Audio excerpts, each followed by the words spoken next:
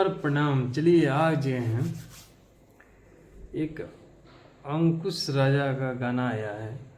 13 घंटा हो गया भैया गाना पे। रउआ सब सही सुनतानी। अंकुश राजा भैया के गाना आइला और अंकुश राजा ऑफिशियल चैनल पे जो गाना के नाम है सासू तोहर बिगड़ल जाता बेटा। सासू तोहर बेटा बिगड़ल जाता बेटा गाना के नाम है। एक पोस्टर देख कर रउआ सब देख सकता नहीं। ठीक। और गाना भैया का एकदम खतरनाक गाना है। ठीक ना। अंकुश राजा जी मनाते हैं, एकदम साफ सुथरा गाना लाते हैं। अंकुश राजा दोनों जोड़ी, दोनों भाई का क्या प्यारा गाना है भैया। इनमें देखिए अंकुश राजा जी गईले हुए और जो राजा जी हो उनके नाम है राजा और राजा तरी गाना लाओले दोनों भाई। तो राजा भैया हुवन तो गईले हुवन और उनके गाना है। और राजा भैया डांस भी बहुत खतरनाक तरीका से करत लोगन सबके मालूम है। तो लोगन सब देखे उसमें अंकुश राजा के गाना है और उसमें शिवानी सिंह गईली ही वो बेहतरीन तरीका से गावेली और गाना बहुत खतरनाक हो गया। लोगन सबके मालूम है, भर भर के प्यार आशीर्वाद देवेली। तो जाई अंकुश राजा ऑफिशियल पे और गाना के भर भर के प्यार दी। पहले ई गाना सुन ली।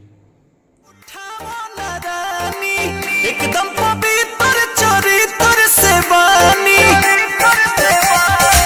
हमारा पयंगुरी उठावा नारानी।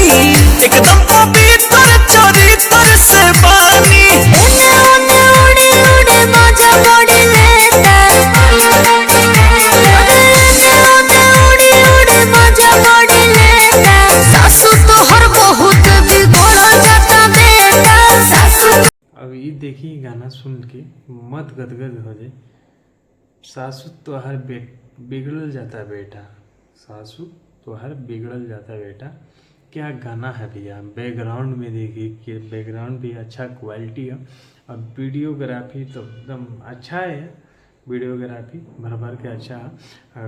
जितना रेड पीछे डांसर है वह बेहतरीन तरीका से परफॉर्म पहले बढ़ा तो वह सब सोच ही सकली।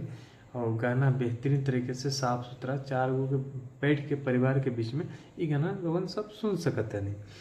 तो देखिए ये गाना के भर भर के प्यार आशीर्वाद दी।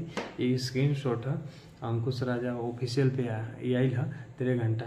तो ये सब गाना के रोगन एकदम भर भर के प्यार दिए, रील्स बनाई और खतरनाक तरीके से सपोर्ट करी। तब तक तो चलत ही नेक्स्ट वीडियो हम लेके आवत ही बहुत जल्द।